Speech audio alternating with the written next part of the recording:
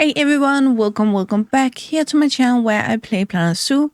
My name is Nissa and today we are looking at a new mod, or I think it's an older mod I just missed before. So yeah, I really tried to get to all of them, but they aren't that well organized on Nexus, so I really try, but I probably missed some. And this being one of them, it is the White Stork. And I think it's stork in English. We call it stork in Danish, but it just doesn't sound right in English saying it that way. So I'm guessing it's stork. It's made by GingerToast and GingerToast and Thomas.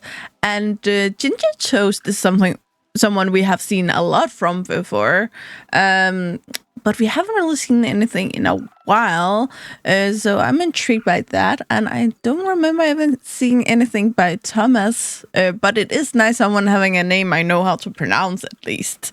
Yeah, the White Stork is of course a white stork, crane-like bird that have this straight beak compared to some cranes that have more like a bent downwards beak. It's very straight. It's very hot orangey, red orange, and the same with the legs. And then the only pop of color in the feathers is the blackness of the edge of the wings, and I think also the tail. As you can see here, they have this bushy feather here. It does seem that it's based on the way they're standing. So when they crouch, the feathers poof off a little bit. And when they stretch their neck, it's more like slender. It's more like... it's less poofy. Let's get into the game here. And here it is. And it's... yeah, as I said, a bird. This one got hurt. I actually didn't notice that before. But let's start into Zoopedia. It's been a while since we've been talking birds.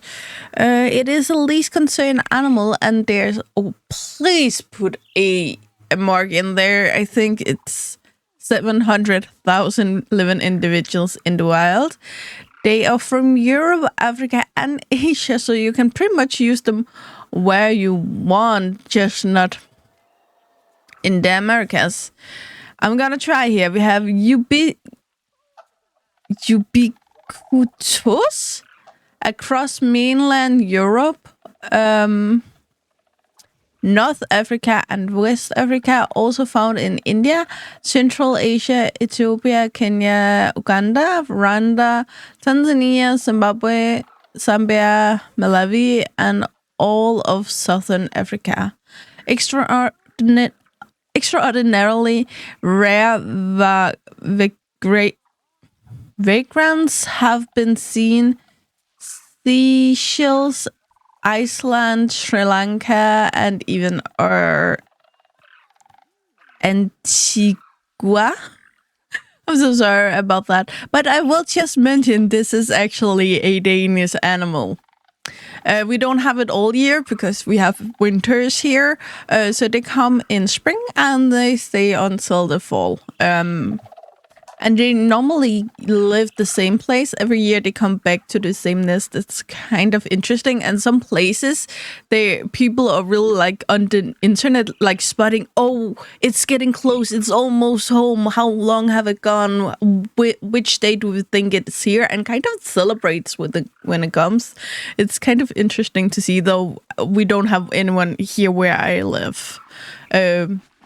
We have a few, and that's why we know exactly where they normally live, because it's a short list. Again, Denmark is a small country. Anyway, they live in aquatic, grassland, temperate, taiga, and desert biome. So again, a lot of places. And one of them only needs 75 square meters of land and 17 of water. They do not need deep water. They live in places from -6 to 32 degrees Celsius, and again, that they do prefer to drag further south in the winter, so they wouldn't stay when we get those colds. But yeah, grade 2 fins above half a meter. which is 1.15 feet, I guess. Group size is up to 20. That's up to 12 males and up to 12 females. However, bachelor and bachelorette groups from 2 to 1. I'm pretty sure it's lagging a number there. There's no dominance. They are monogamous, gregarious, or all mature offspring are tolerated in the group. Neutral around humans, and yes, humans can enter the habitat. They grow to about 1.10 meters, which is 1.34 feet. Sorry, 3.4 feet. Sorry. Yeah, I needed to calculate. They live for around 30 years and weigh around 3 kilos, which would be around 6.5 pounds. Reach sexual maturity at age 4 and can reproduce until they die. Give between 1 and 4 offspring a year and are not pregnant. Yeah, I guess it's because they account for egg laying. I'm not sure. They should be easy to get to reproduce in captivity. For enrichment, we have the flamingo thingy, so it's the waterfall and metal frame, sprinkler, crypsant mirror, mobile, and forage pool. And they do not have any interspecies enrichment, though they could have. I assume they are made of the rig of the flamingo, or maybe the red crown crane is also a possibility. Did we go through here? That's hard to do anything about. Let's see here. Do we have any swimming? No, we do not. We have one standing in the water.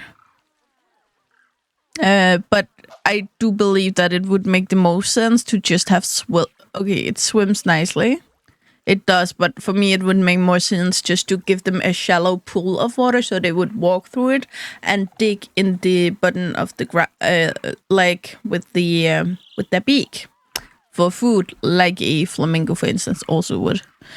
Baby also swims quite nicely.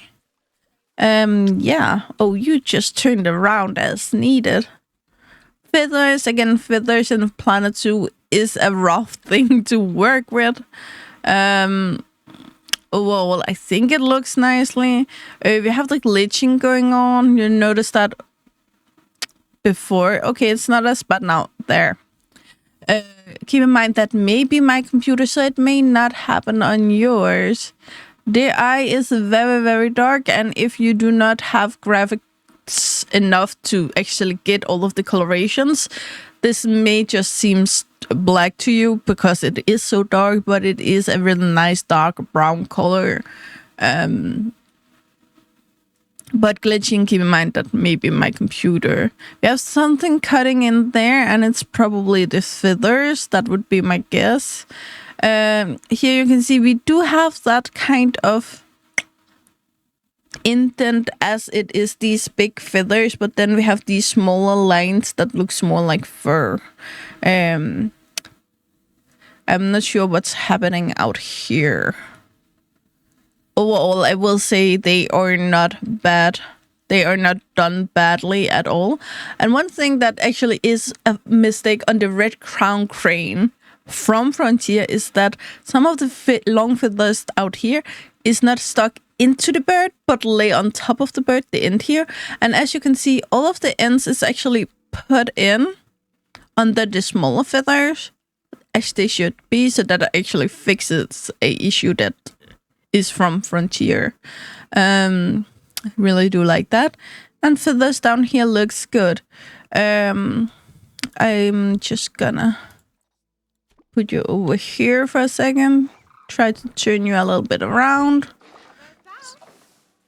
so I can get some sun on those feathers. As you can see here, they don't appear pitch black, which they should, but again, you can give it so much more dimension by not doing that. The feather texture, however, on its own, beautiful. Very, very beautiful. Some of the best I have seen. I do, however, assume and guess that some of these modders are helping each other out a lot. And actually, when someone have cracked a way to do something real good, they are telling the others, so they learn as a collective all together, and it's beautiful to see. But these feathers clearly beautiful. The legs is the standard legs. All of the texture is the standard. The claws was not painted though. You can see here, which they should be. But the color is really good. The only thing I have with the color of the beak is that there, depending on which picture you would look at, it would either look more orange, more deep red, or more pale. So again, I'm pretty sure this beak is a right color, but you can see them in a little bit of different shades within that span. So yeah, nothing bad to say about that. I think we have some babies to look at though. We always want to see the babies. And again, these are small bird babies. It's some animals' babies are amazing and unique, and some animal babies, like a lot of birds, do all look very much alike. They did make them white, which they should be. They also have a kind of a tall stature compared to some of the other bird babies I think we should see. And look at the marking here around the eye that matches the adult. And we have the gray beak here again, as it should be. It looks fluffy. I'm just gonna remove the hue that made it look so much better.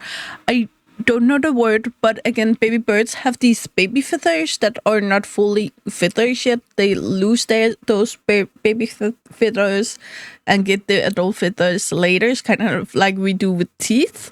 And this texture for those baby feathers, again, don't know the name, looks extremely well done. I'm really happy about them.